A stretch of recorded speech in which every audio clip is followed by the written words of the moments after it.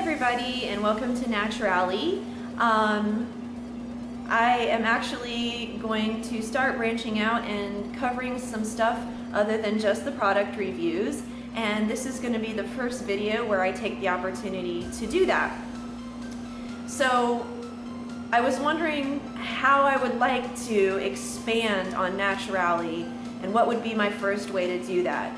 So a lot of times when I'm coming up with what to do or an idea, I take from what's been around me lately, because it seems to me like if my environment is telling me something, maybe I should listen.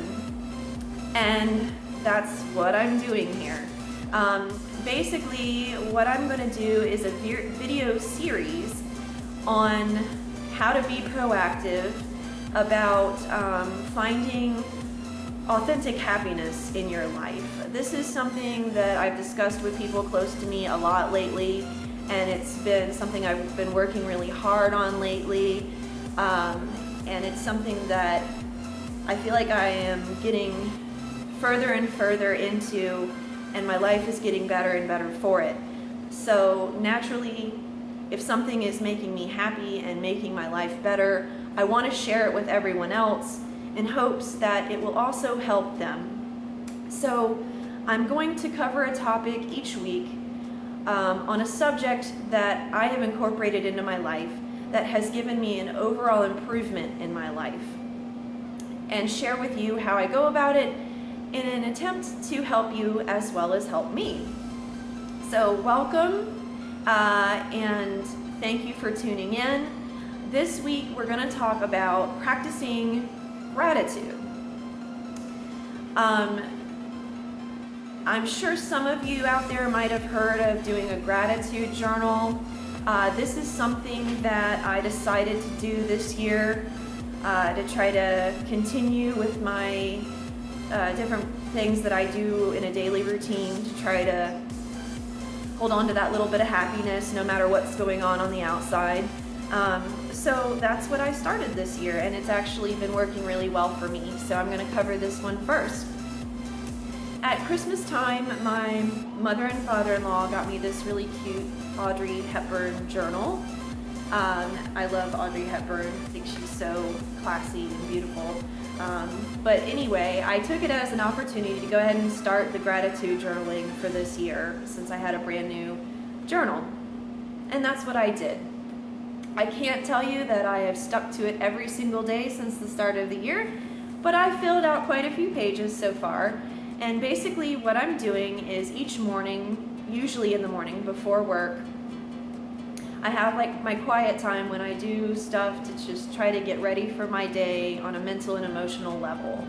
It's very helpful. And one of the things I'm doing every morning is I'm taking just a few minutes to open my journal, and I make a list of whatever comes to mind at the time of something that I'm grateful for, or multiple things that I'm grateful for. It can be something really simple and obvious, or it could just be some person or something that you love, or whatever. I'll give you a couple of examples just to share a little bit of myself with you, and to give you an idea of just how wide a range of things you could just write in this journal, and it grows as you go, and it becomes easier. You don't have to sit and think about it anymore. You just go and you're like blam, blam, blam, blam, blam, and your list will get longer. So let's see here. Here's an interesting one, and I learned this from a class that I took on meditation recently about gratitude. My heart. I have gratitude for my heart. Part of practicing gratitude is noticing the things that you take for granted basically all the time, and we all do. Don't be hard on yourself about that. I was at first when taking that little class in the morning. But there's all these things that go on all the time, like our heart beating. And we don't think a thing about it, we take it for granted, but you know what? If my heart wasn't beating, I would not be alive. That's pretty important.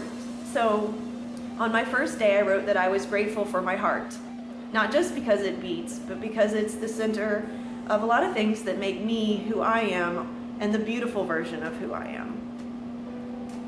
It can also be a little less meaningful and just whatever you're thinking of, like nerdy movies. I wrote that I love nerdy movies, and I do. Morning walks with the moon. That was actually a very profound one. I get up early in the morning, not every day, but a few times a week, and I start walking before the sun is fully up.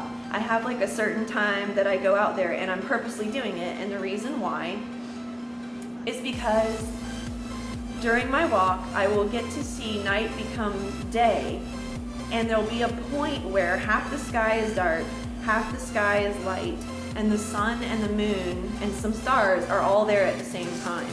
And to me, it's just one of the most calming, peaceful things that you can see, especially before having a day at work or having to go be out in our very busy and fast world. It gives me such a sense of peace to just watch all this amazing stuff unfold in the heavens before work. It's just, for me, it's profound. And so for the days that I can drag myself out of bed and get myself awake in time and do that walk and see that, it's just, it changes my whole day for almost the entire day, unless something really bad happens. So that was a really good one that I wrote in here one day. It could be something really simple. I wrote banana pancakes on the 2nd of the year. I really love banana pancakes, and I wanted to show some gratitude and think about that for a minute. The Wonder Years, I love that show. I'm watching it again now as an adult and starting to understand things I never enjoyed about it as a kid. My son Brendan, my stepson Brendan, I wrote that I was grateful for his talent and focus. He's a really good kid, and he's really focused on his schooling, and he's super talented at music, and that makes me not only grateful but proud. Let's see. There was another one I noticed in here that I had forgotten about. Right, this one's actually pretty funny. Amazing life discussions with Lyft drivers. Thank you, Rhonda. On January 20th, my husband's car was at the mechanic, and so I decided to take Lyft services to get to work that morning so that I didn't have to ask anyone for a ride or anything like that.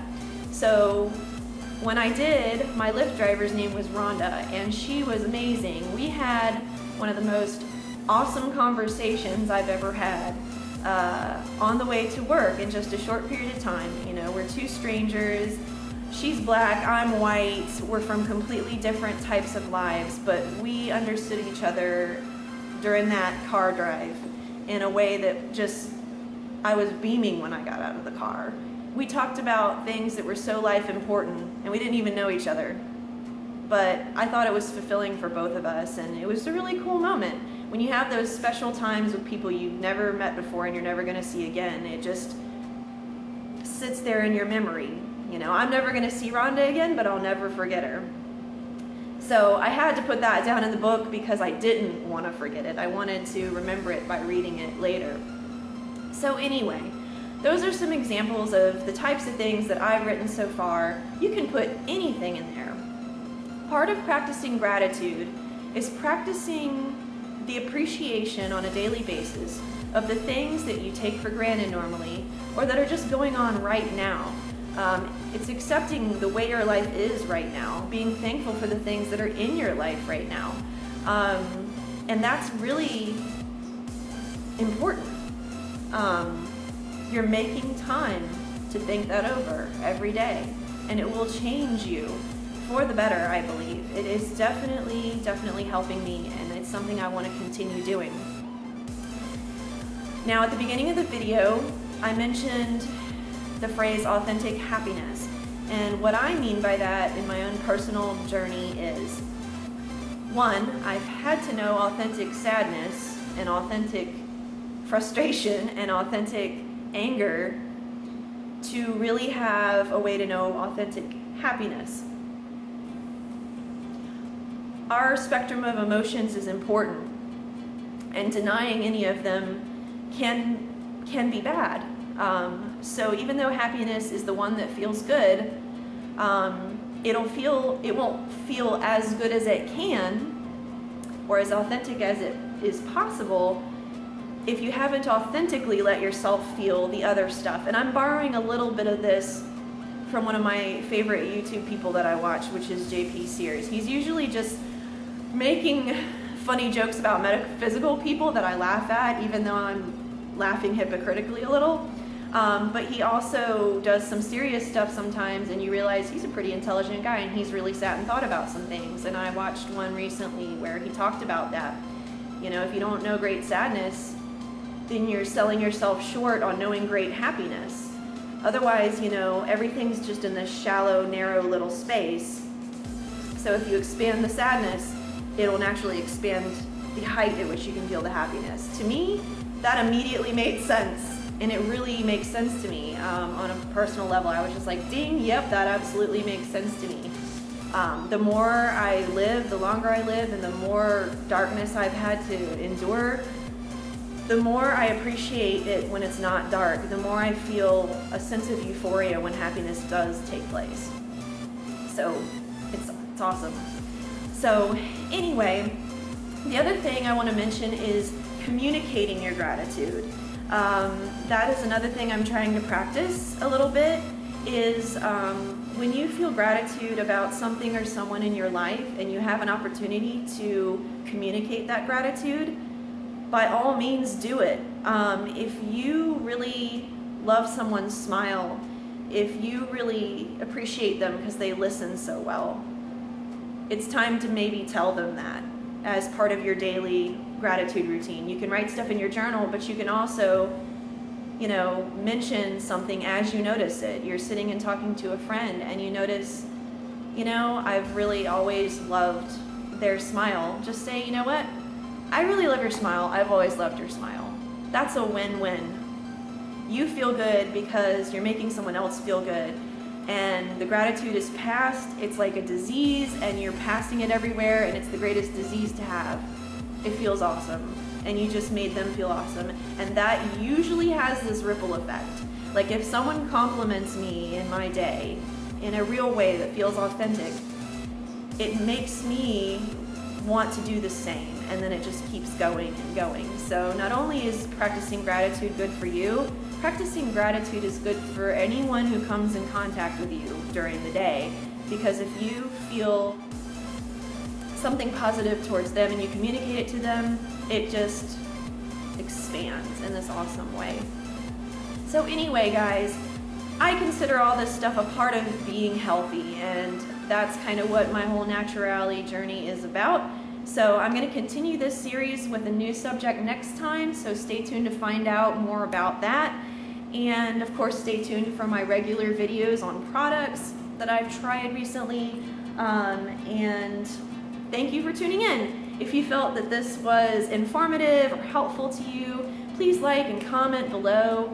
If you're doing gratitude journaling and you have something important that you want to share, or any kind of tips for anything that you do along with your gratitude daily routine, please let me know. I'd be interested to find out. I'm all ears. I'm pretty open to suggestions, and I'm just curious about if you have stories or if there's something that you've done that really, really helped you find authentic happiness.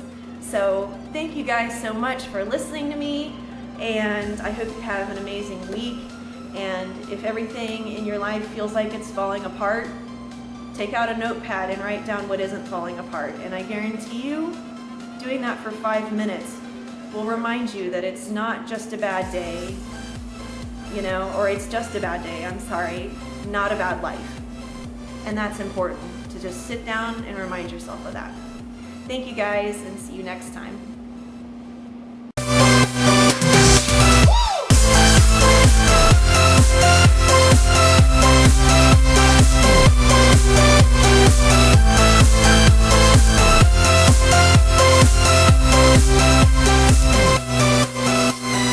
Life.